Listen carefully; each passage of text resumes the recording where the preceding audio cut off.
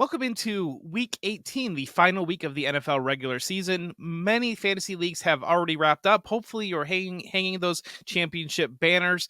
But if you're still playing right now, we're going to try our best to have you covered through the week 18 season schedule and whether or not who you can add in those deeper leagues and those types of moves that will benefit you, potential players you can plug into your lineup. This video is going to be a little bit of a departure from what we've done in the past, though, however, where we've been highlighting maybe players that you can plug into your lineup this week, or maybe players that you can look forward to adding future value. And we're going to lean a lot harder towards the latter here. This is Dynasty themed content. And so, with that, we're going to do a little bit of a look through the NFC East and kind of set the table for the offseason next year. In week 18, we have Dallas playing Washington. Dallas has a lot in the line, trying to lock down the number 2 seed in the NFC. Washington has very little on the line. A loss will probably lock them into the number 2 overall pick, which they should be using on a quarterback. Meanwhile, the other game in the NFC East this week is going to be the Philadelphia Eagles taking on the New York Giants. And in a similar situation, the Eagles have a lot to play for. If a Cowboys lose, they could potentially still land the number 2 seed. Still, they want to try to finish the season hard, especially coming off that loss against Arizona in week 17. This team needs to get things figured out.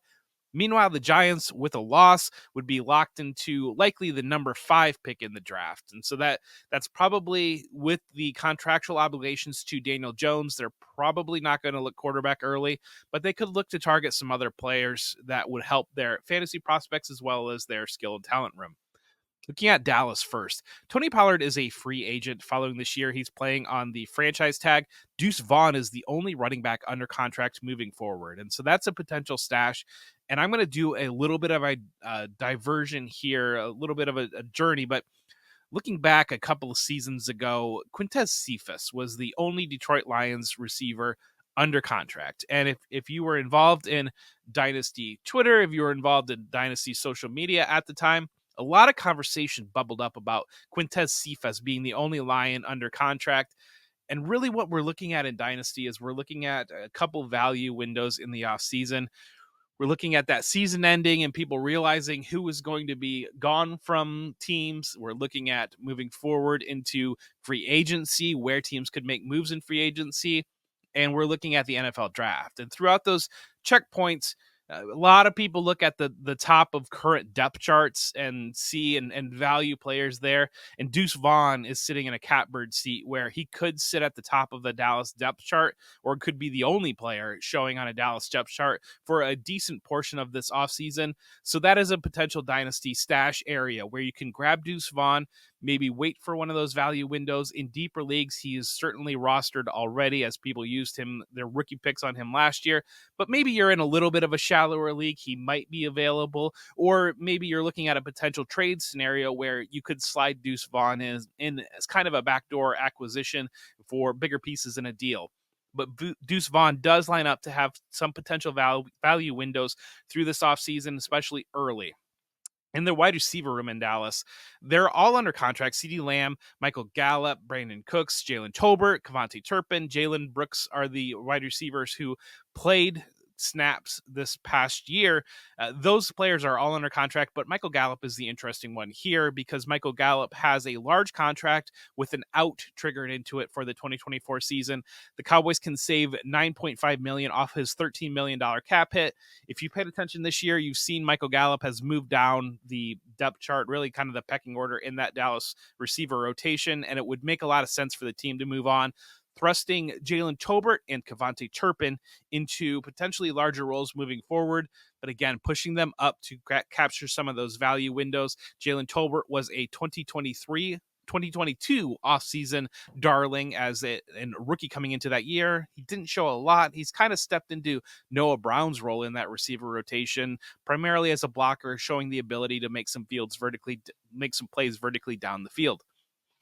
We're going to flash over to Philadelphia now, and Philadelphia's receiver room and tight end room doesn't have a lot of dynasty stash potential there. They really focus their attack through A.J. Brown, through Devonta Smith, and through Dallas Goedert. Those pieces are all going to be back next year, and the only other player under contract in one of those rooms beyond those big three is Grant Calcaterra, the young tight end. But again, we've seen Dallas Goedert miss time, and we haven't seen any production step up out of a tight end room there. They really funnel targets through those top 3 receivers and whoever's available if it is just down to 2. The interesting area for the Eagles is in the running back room, and Kenneth Gainwell is the only player under contract for the 2024 season at running back currently. DeAndre Swift, Rashad Penny, and Boston Scott are all slated to become free agents, and so we could see a major overhaul in that Philadelphia room. But again, much like Deuce Vaughn, could have an opportunity where Gainwell is sitting on top of the depth chart for a period of time, even through free agency, creating those value windows on Gainwell as well. And Gainwell is contributed more, and he's higher up ranks than Deuce Vaughn. So again, you're looking at very probably shallower leagues that would have him available. But this is a potential to grab some value and move into a player that can give you quite a bit. Maybe one of those windows, depending on where Philadelphia goes with their running back room. We're going to move over to the New York Giants. The Giants look locked into the number 5 pick in the draft, assuming they lose. They would really need an upset from a team like Arizona in order to move up even higher. So kind of expect them to land in that, given their motivation relative to Philadelphia's motivation. Look at their wide receiver room. They've got Jalen Hyatt, they've got Wan'Dale Robinson, and they've got Darius Slayton, all under contract through 2024. Isaiah Hodgins is the only other one out there, and he's an exclusive rights free agent. They could look to retain him. They could really stand to use a number 1 receiver in that room to kind of slot some players down a little bit. And at the number 5 pick, Marvin Harrison Jr. is likely off the board, but Malik Neighbors from LSU could be sitting there as a potential target, or they could look to add wide receiver value maybe a little bit later in the draft. In the running back room, Saquon Barkley is going to be the big story, much like he was in the 2023 offseason. Saquon Barkley played under a franchise tag that turned into a new 1-year contract, and now he will be a free agent.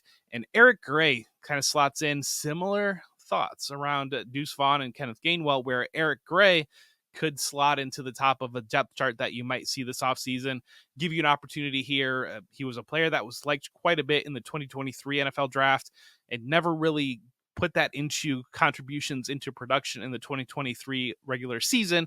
But again, a good dynasty stash here, depending on how things play out with Saquon Barkley and what that room looks like moving forward.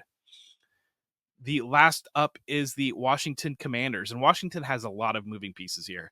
It looks like they are slated into the number 2 pick in the draft, assuming they lose to Dallas.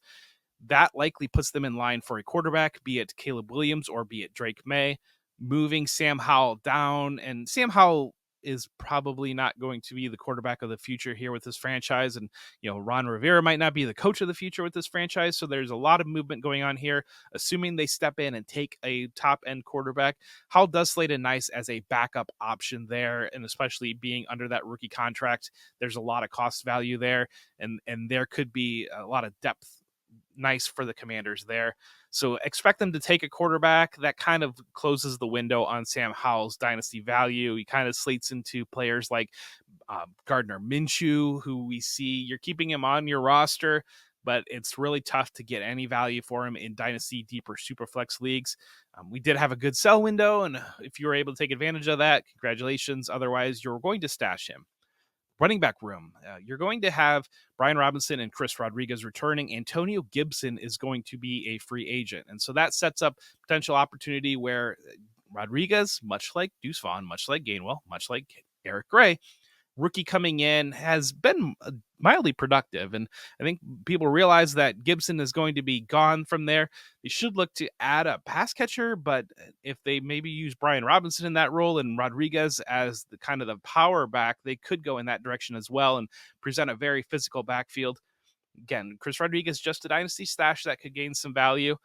Their wide receiver room, Curtis Samuel is going to be a free agent. That could potentially cure some of the concerns on Jahan Dotson. And so when you look at Jahan Dotson as a player, disappointing sophomore year coming in here, but assuming that if they leave and if Curtis Samuel doesn't come back, if a notable addition is not made in that receiver room, and they add a player like Caleb Williams or Drake May, Dotson is kind of one of these dynasty buy lows that could naturally see some value bubble up off the conversation of where he's looking to project moving forward with a higher end rookie quarterback.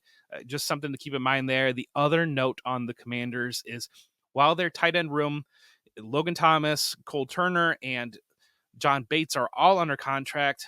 Logan Thomas presents an opportunity to reap some savings as well, where he has an $8.65 million cap hit. They can move off of $6.75 million of that, really lower his salary just above $1 million, and really focus on Cole Turner and John Bates moving forward. Bates profiles more as a blocking tight end, but Turner is the interesting dynasty stash here, where a player that he profiles well as a receiving tight end, can move, he's got athleticism, and he could step into quite a bit of value on the back end there if Commanders do decide to move on from Logan Thomas and, again, upgrade that quarterback room. But thank you so much for joining. Make sure to like and subscribe. And thank you so much for being here all year. We really appreciate it. It means quite a bit to be able to create this content, to be able to work with you and be able to push you to win these leagues. And that means a lot. We're going to have a lot of dynasty content this offseason, focused on, again, just like this video, dynasty areas that you can add value to your roster and windows that you can capitalize on, as well as a lot of rookie content looking toward the 2024 rookie class. But thank you so much again. Take care. And if you're playing week 18, go out and win that.